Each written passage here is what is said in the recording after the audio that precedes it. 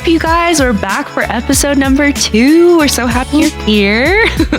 I'm Camille. And I'm Ramsey. And today our episode, we're going to be talking about building a village. But first, let's just catch up a little bit, hang out. Camille, how's your week going? It's going. I'm tired. I'm not feeling my best. I'm not on 100, so you guys can probably hear and see, but hopefully we're just gonna power through and make it. Yeah, we both got this like weird allergy thing going on, so that's not fun. But yeah, we got all of our drinks, all of our necessities to kind of carry us through, so that'll be good. We did something fun this week. Do you want to tell everybody? We bought Jonas Brothers concert tickets. Yeah, we did. Just like starting a podcast, we decided in about 30 seconds to buy Jonas Brothers tickets. Oh, I was literally like, pulled the trigger. So we have a treadmill at work, and I was like walking, doing my little lunchtime walk. And I was just like refreshing the tickets over and over again. I was stressing because Zach wasn't telling me if I could buy them or not, and I just went for it. It was definitely a high stress time, but we did it. Yeah. And we're going in a few weeks, so we'll report back at how amazing it is, because it's going to be amazing. Yeah, I just feel like my little 13-year-old self is thriving. Living. All good friends should go to concerts together. I feel like it's going to be the most fun. We are also taking a third wheel with us. Yeah.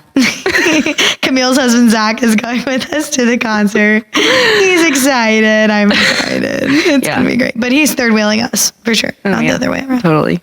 Right. I'm not the third wheel this time. Oh, it's going to be so much fun. We're going to have a great time. Well, speaking of friendship and all of those fun things, today's episode is about building a village. And I hate the phrase, like, it takes a village, or like, just lean on your village. I just really get exhausted with people telling me that, especially in parenting and foster parenting specifically. I feel like it's something that's just thrown around like to everything. Like, oh, just get your village. And it's like, what does that even mean? Yeah. I know it is. I think it really can be confusing. Like, it's community, but really, what does that mean? Yeah. So I think we want to talk about that today and just kind of how to build it. What does a village really look like to us, and why it's important to have the right people around you, especially at the right time when you're doing something, that may be hard or going through something, like why it's important to keep the right people around you. So in your ideal world, what does like a village look like to you? Yeah. I mean, I feel like anytime I think of that, or just in my experience, my village is always coming from like my church, or, like whatever community I'm in at that time. If that's work, thankfully I've worked in places where maybe like I'm able to make good friends with whoever I'm around, my coworkers. Some of my best friends are from that space. Yeah. So I think that it's always like wherever I am in life, those people that are closest around me that I'm doing life with more, actively, I think that that's what it always looks like to me. Yeah, I think in my brain, it's like, friends, family, like you're making really great points, family. Like people that are around you and are like a part of your everyday life. Like, right. And not just a part of it, like they're there, but like you said, actively right. a part of it, or at least they should be. We'll talk about that a little bit. But I think for me, my ideal village is not just like a phrase that people throw out to you, but it's people that you actually live life with, you walk life with. Yep. I think it's just really exciting to think about that and like kind of rewire my brain towards that. Cause like I said, that phrase gets frustrating for me, but I'm excited to talk about it and kind of dream up like what it looks like to build that. Yeah. And I think it changes so much throughout your life too. So like, 100%. The stage that we're in right now looks different than when we were in college, or like even high school, or, whatever, or even like early on in our 20s, and I think as we move forward, it's like going to continue to change, but I think it's just learning in each stage how to continue to grow, how to continue to learn yourself, how you need to be a better friend to people. Like I feel like I've been able to look back so much and be like, oh, okay, this looks so much different than how I handled things in college, or even a couple of years ago, Absolutely. That's a good point.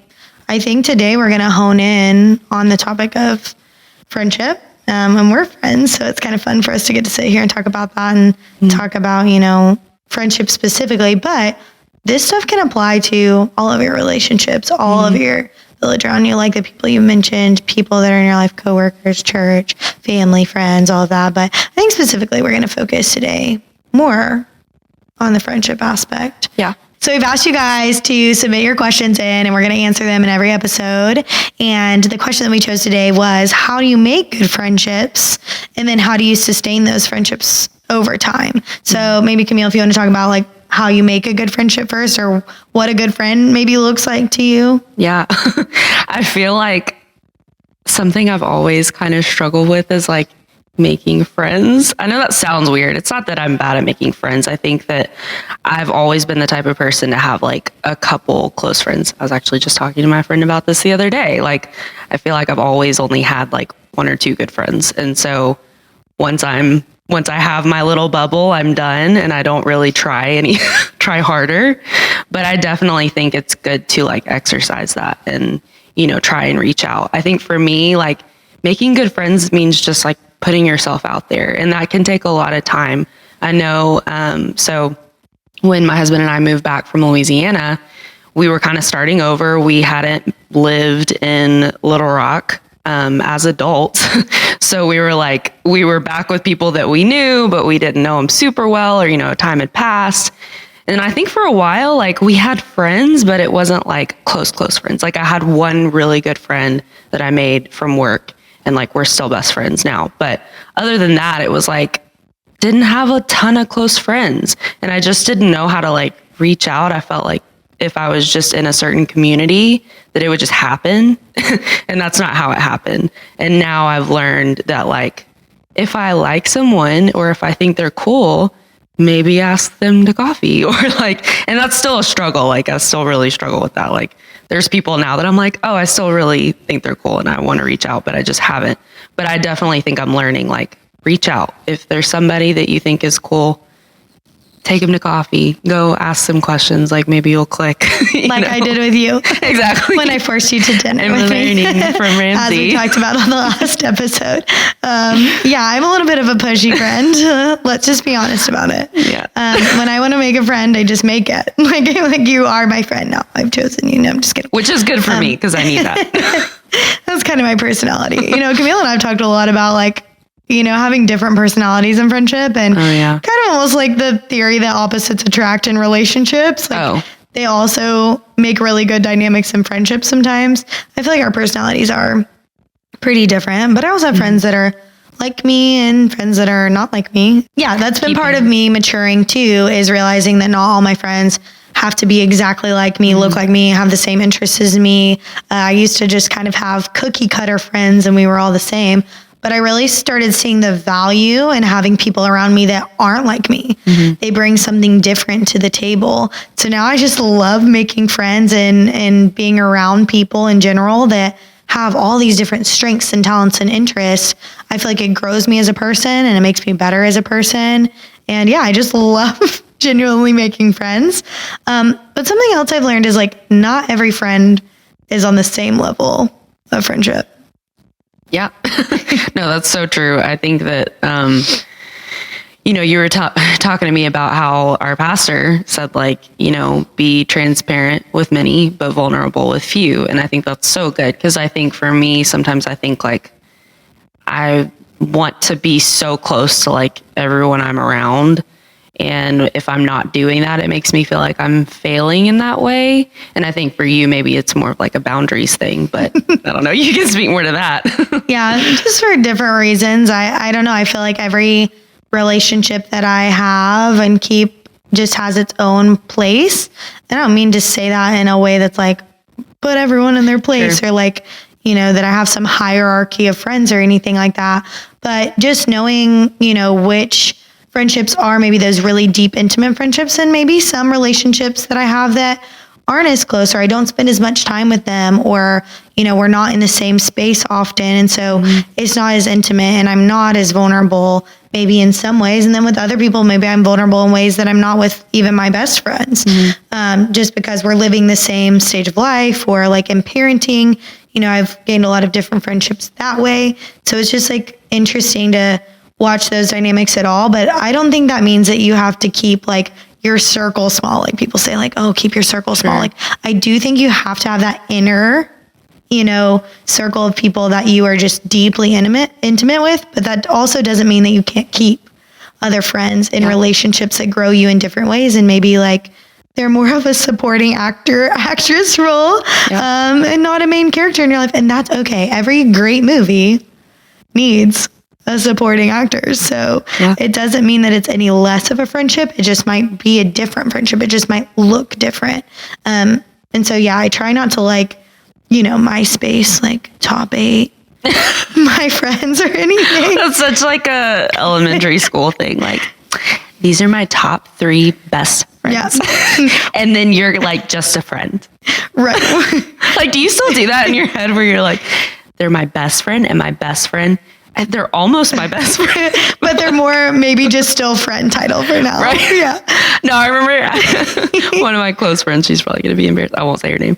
But the first time I like told her, and this was only like a couple years ago, the first time I said like my best friend, she was like, I'm your best friend. And I was like, I feel like we're having a like, you know, 5th grade moment. I love it. I'm not ranking my friends. I actually tend to call everybody my best friend. Like, oh yeah, my best friend so-and-so, and also my best friend so-and-so, and this other best friend. Right. But there are lots of people in my life, again, that play different roles. So it's fine if I want to call them my best friends. Yeah. They can't all be the best, but they're all up there. Yeah. And I think it just takes different intentionality. Like, you know, it's a different level of vulnerability with those friends, you know, the best friends versus the, you know, maybe not as best friends. But I think it still takes being intentional with them regardless. You know, it's just, you might go a little deeper. You might have more conflicts or other things that you deal with your inner circle, like you're saying, you know? Yeah. And like you said earlier, the quote about like being transparent versus being vulnerable, like transparency is just like being your authentic self. Like it doesn't mean you're dishing all your dirty laundry to some of those people. Like your intentionality there might not look the same of like bearing your whole soul, but you are going to be real and you're going to be authentically yourself no matter what in all of those relationships, no matter what role they play. For sure. I thought that was a really good point for you to bring up. And then the other half of the question was, so how do you keep those friendships? So you like find these people you jive with. Maybe they're different than you. Maybe they're more similar to you. Regardless, if we make a friend, we probably want to keep it. Yeah, right. Yeah, I mean, especially if you feel like you really click with that person, you know. I was just telling Ramsey, like, I just had a situation recently, like one of my really close friends. She'll probably know who I'm talking about again. But this was the first time I feel like in a close friendship that I had to like fight for our friendship. And like, that's really huge for me. I'm not a confrontational person at all. Thankfully with this friendship, I feel like I'm able to do that more. And it's more of like a sister friendship, you know, where it's like, I know regardless, like we're going to love each other and like be there for each other. So it felt easier to, you know, confront things that we needed to confront. But it took me making that decision of like, we've got to talk. We've got to talk this out. We got to figure this out. And for me, it was like the first time that's really ever happened. And like, I think maybe that's because in the past I chose not to do that about certain things, you know, like I didn't want to go there. I didn't want to take that chance of someone like hating me or, you know, whatever the outcome may be. I would just play the game of like what ifs, and I wouldn't go there with that friend. And I feel like I learned that lesson recently. Which I hate that it's taken me this long to do that. It's just like, I don't know. It's easy for me to like let people go. And I hate that I hate that about myself. I don't love that I do that. And I think I've realized like, I don't want to just like so easily let people go if I feel like it's getting hard. Yeah, and it's good. That doesn't mean that I'm, you know, sad that we're not close anymore or whatever. But I feel like if whatever's going on in life, separates us. Like, like I said, like Zach and I moved away from home, and like, obviously that space is gonna, distance friendships. But I think with those things, with those hard things in life, it's easy for me to just kind of like, like, oh, it's not, we're naturally separating, And I think that's where like we have to know our own personalities. And if I may speak on both of our personalities, hopefully not out of turn. I do think like you tend to maybe be a little bit more passive of a personality, and I tend to be more aggressive of a personality. Both have their strengths and both have their weaknesses. And I think, where you feel like you do that, I almost feel like the opposite. Like I kind of tend to run over my friends, or not listen or consider the feelings of my friends, and almost not worry enough about approaching conversations and what they're going to think. Not that I'm just like overly confrontational. I don't love it. I don't love having to have conversation with anybody. Sure. But I feel like I have to go into it aggressively because I want a particular outcome. And I think that has been hard in my friendships sometimes. And like, honestly, I used to kind of be a little bit of a bully of a friend. I just wasn't that sounds terrible. I'm making myself sound really good right now. We should all want to be friends with me. It's like a bully of a friend. But I've grown a lot because I used to just railroad people and think that my way was best, and think that I was settling things with a friend. But really, I was just saying, this is how it's going to be. Hop on or hop off. And like, that doesn't make for a good friend. And I've grown a lot in that, but I think I didn't keep a lot of friendships because when I got to those confrontational points, it was just like my way or the highway. And I didn't consider the other person. And a friendship is two ways. And it's just similar to a relationship that like both people have to put in work. Both people have to fight for it at certain points. And there's like give and take in that. And you have to be really responsible with how you use your words, how you hold these conversations, because it's not just you. It's the other person, their feelings too. I think that's just a word that I like to use to describe it as like a covenant relationship or a covenant friendship. And that may sound a little churchy, but like, I think it really reflects what a true friendship looks like. Like you have a covenant relationship, you're in a covenant, right? So that means that both of you have an agreement. Both of you are working equally towards, the same goal of having communication, being on each other's side. Ultimately, I think that's what it is. Like, that's how it is in a marriage or a relationship. I think that in a friendship, it's like, you have to remember, like, you're on each other's side. And I think that if you are committed to each other that way, then things are going to go way better, and you're going to give each other the benefit of the doubt. You're going to be able to love each other through hard things. And I think that can be hard to do. I think that can be tricky to navigate because you have to learn that person's willing to do that. Yeah. When I think about covenant relationships, it makes me think of that story in the Bible, Moses and Aaron. Talking to you about this earlier. It makes me think of the story of Moses and Aaron, where Moses is going into a battle, and in order to win, he has to hold up his arms, and it's a really long time. He's getting kind of tired. Okay.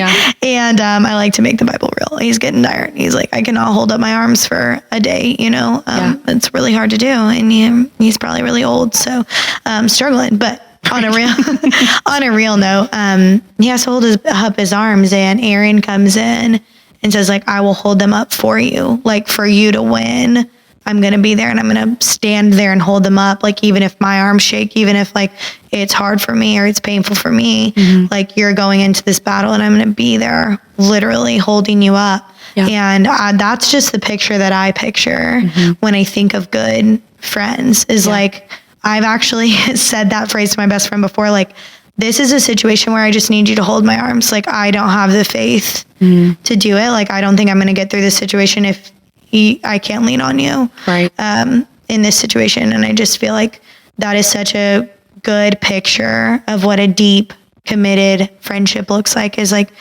when you're tired, when you're tired of fighting for your marriage, when you're tired of fighting for your kids, when something tragic happens in your life, like, who's going to be there, you know? Yeah. And it's friends like that. Right. And sometimes people aren't there. And I've experienced that too. Some friendships can't go to battle with you. They're not going to be there. They're going to be scared. They're not going to show up, or it's going to be too hard. And I went through that season pretty recently in my life. And I know there's ebbs and flows of friendship, but I really struggled with friendships that I expected them to do that for me, and they didn't show up that way. Yeah. Yeah. And I think that that's so real. Like sometimes this doesn't go how you want it to. Even when you do what you feel like is right, you know, you try to do all the right things. Sometimes it doesn't work out that way. Like I think that it's good to acknowledge that part too. And yeah, I mean, maybe you want to speak a little bit on that, since that is something you just kind of went through. Yeah. So when I decided to become a foster parent, first of all, I'm single. So I do a lot of things on my own. And I always thought I could do a lot of things on my own until I became a foster parent. And then it's really hard and you're like, I need help. And I guess a lot of the people I expected to be there in that season for me, like really good friends, like friends that I thought I would have to the grave, weren't there for me and did not support me in the ways that I guess I expected. And I was really disappointed. Like the only thing I can really think of is disappointment. Like, where are you in this season? Like, do you not want to do this with me? Like, I'm really struggling and I need you and you're not there. And I actually talked to like a trusted friend and mentor about this. And he was like, you know, 10 people walked out, but who are the 10 people who walked in? And I was like, I don't know. And he was like, I want you to think about it. And I sat down that night and like wrote in my journal, like all the people that had walked in, and it wasn't 10 and 10. It was like 10 and 100. Wow. It was so many people that I felt like entered my life in that season that I wasn't looking at because I was so disappointed by the few people who walked out on me. I couldn't see the many that had entered my life for this season. Right. And when I did that, I felt like I just became way more grateful for the people around me. Like, wow, God really sent all of these people to help me. And I'm crying about one broken friendship, which like a broken friendship is sad. But I think that I just started realizing like the people who are meant to walk through this season with me are here. And I totally believe that because they came right at the right time. And so I just thought that was really neat that he shared that with me and kind of just shifted my perspective, being thankful for who's around me instead of griping about somebody not being there for me. Yeah, for sure. I think for me, like whenever I think about kind of that question, like what do you do whenever it doesn't look like how you think it should look like when you do all the right things? I think of a time where I was trying to work on a friendship and I felt like they had wronged me multiple times. And of course at this time, like I was very young, like I didn't have the confidence or, the know-how really, like I hadn't learned lessons that I needed to learn at that point. So I was definitely not perfect in this at all. And I've learned that more and more as I look back. But just in that situation, I think I like tried to reach out and I tried to have hard conversations, and I felt like it just kept going back to the same weird friendship, which it wasn't even really a friendship, but the same weird dynamic. And I think that was really frustrating because I felt like I was doing what I knew to do at that time. Again, not handling things perfectly at all, but I didn't really know what else to do. I was like, I feel like this other person is just like not meeting me here. Like for me, a lot of times when I try to reconcile with someone, after that, I feel way better and it feels like things can go back to normal. And it just didn't seem like that was happening over and over again. And that was really frustrating. And just because of the circumstances and stuff, like we just parted ways, and that's very vague, but I think that that can be hard to like walk away from and know how to like walk away from. In that situation, like we weren't around each other anymore. Like our lives just kind of parted ways basically. So we weren't really around each other to like figure that out. But I think that at that time, or like thinking back to that time, I think I was just like, how would I have navigated parting ways, but like still being around each other? Yeah. That's like really tricky to do, you know? Yeah. And I think there are friendships, unfortunately, that we need to release. Yeah. Especially as we move on to different seasons or different places and spaces of our lives. Like, it can be a really hard thing to realize, like, maybe I've outgrown this friendship, or maybe we're just growing in different directions, and that stinks. And I think when you do have like those deep, committed, covenantal relationships like you were talking about, you typically try to grow together, right? But maybe some of these other friendships, it's like, oh, I just can't carry this with me into the next phase.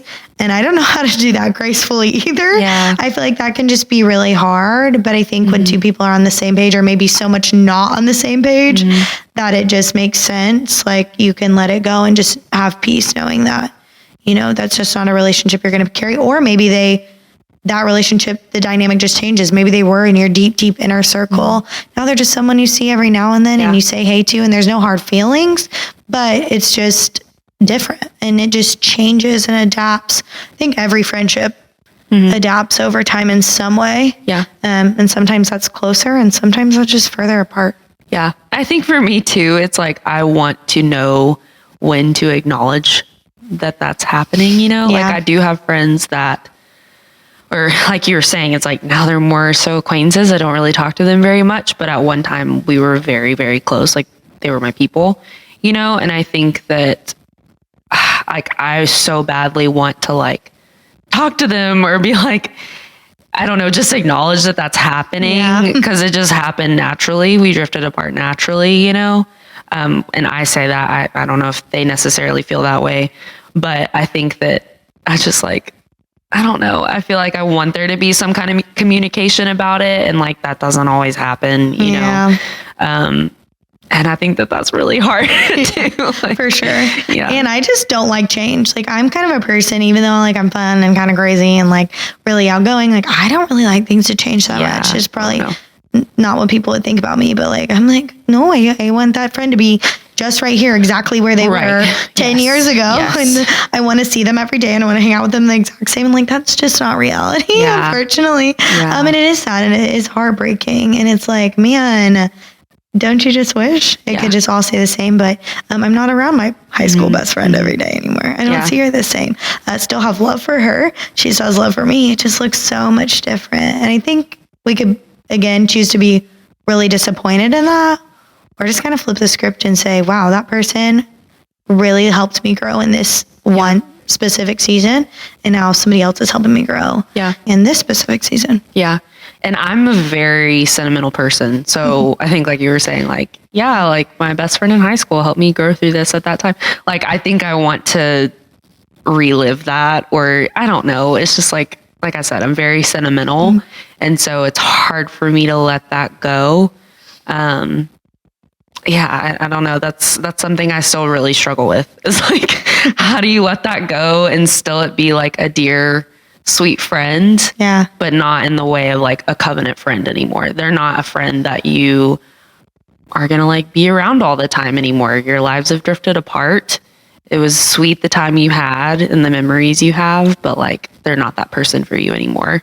That's really hard. So hard, and it's heartbreaking. Honestly, friendship breakups are like just as hard as relationship breakups. For sure. And it's sometimes, and I think like, that's actually a really good point, that a friendship breakup, a lot of times, I say this, for me, a lot of the time, it was not a clean cut, like, we're broken up, you know, like, I think a relationship breakup, you're like, you have to sit down and say, we're not boyfriend and girlfriend anymore. I think that can be really hard with a close friend. That's so true. That you drift apart, or even something happened and you're just not addressing it and you just kind of like, peace out, you know? Go tell someone else you're not friends anymore, but y'all don't sit down and actually say, hey, this friendship is not good for me. And I don't know if I have like a lot to talk on that, because I have not done that part well.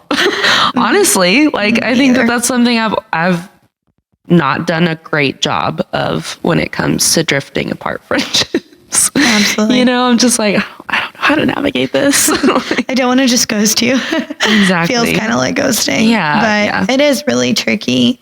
And I think some of this stuff can feel like a little discouraging, especially if you've had this kind of happen over and over. Maybe you're just going through some hard stuff and it's caused friends to like walk out, or you have just drifted apart and you don't want things to change, or your life is just changing so fast. Like, I think it can get really disappointing. And I think for some people, especially the hyper independent girlies like me, it can get to a point where you're just like, I don't need friends. Like, if, you know, all these people are going to end up leaving me anyway, or if it's just going to get weird, or they're going to go live their life and start something new and I'm going to be left here, then what's the point? Like, what's the point in even making a friend? Which sounds very dramatic, but I feel like we've kind of all gone through a phase where we're just like, maybe I just don't need anybody. Yeah. And that's wrong. Yeah. I definitely, oh gosh, like there's a chunk of time, and it was honestly pre-COVID that, like I said, and I've said this about my life multiple times, like Zach and I moved back from Louisiana, and, you know, we were kind of jumping back into community here that we hadn't been around in a long time. And I felt like if we just were super involved in church and like did all the right things, that we would like have community like that. And in a way we did. You know, we were invited to groups, and like, you know, we were at all the like young adult services and like things like that. We did worship, you know, all those things. But we didn't have like a ton of close friends. Like I said, I had one really close friend, and like I, to this day, I'm like so thankful that she was that person for me. But I think I didn't know what it meant to have like multiple good friends. And I probably leaned too much into that. And I was like, oh, I have one good friend, I'm fine. Like, yeah, you know, like, and I think that was honestly probably like some of the, which I was going through other stuff at that time too.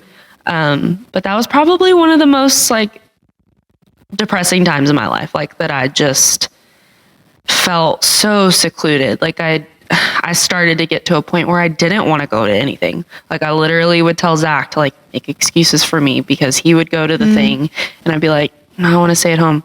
But I thought I was fine. Like I would, you know, seclude myself and be fine, but I'm not. Yeah. And it wasn't until I like kept pushing forward and like forcing myself to be in situations and finding places that I wanted to be in. Like, I think that was key too. 'Cause like, we changed our community up a little bit. We went to a different church. Well, same church, different campus.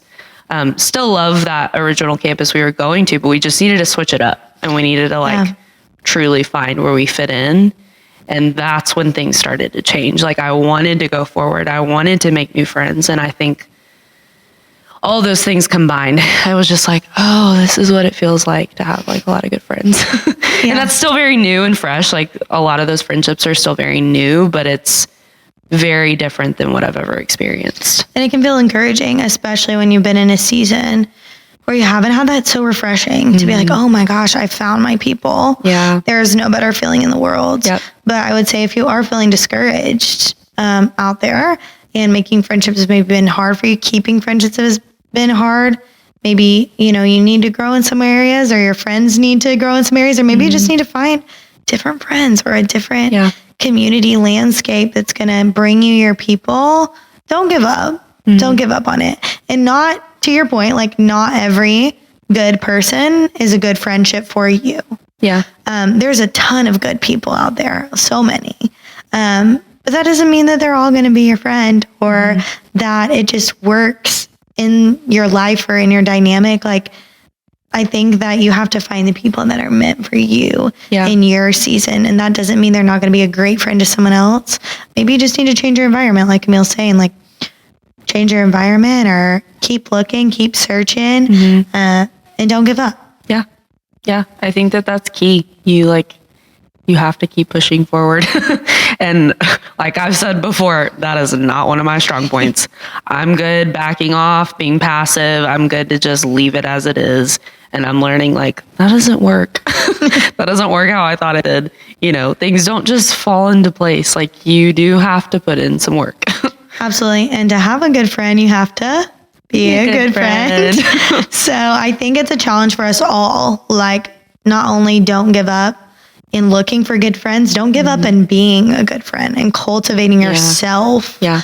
Like some of the stuff we shared, we've learned through and grown through tonight. Like, don't ever stop growing and being a good friend. Yeah. And you'll attract the right people to you. And you'll have those good friends and those good covenant relationships. For sure. And I think those will show up for you the more that you show up for yourself. So wherever you are in your journey of friendships, you know, whether you've had friends around you that have been there for a long time, whether you're making new friends, you know, you're just learning what it looks like to have good friends, what it looks like to build your village. We would just encourage you, like, keep putting in the work, keep showing up, keep learning your friends, keep learning about yourself. And I think that in the end, you're going to have these long lasting friendships, and you're going to find yourself in a way better place if you put in the work. Thanks so much for being here. We loved having you. We will be back next week with a new episode. Yeah, and until then, you can find us on social media, on TikTok, Instagram, and YouTube at Hope That Helps Pod.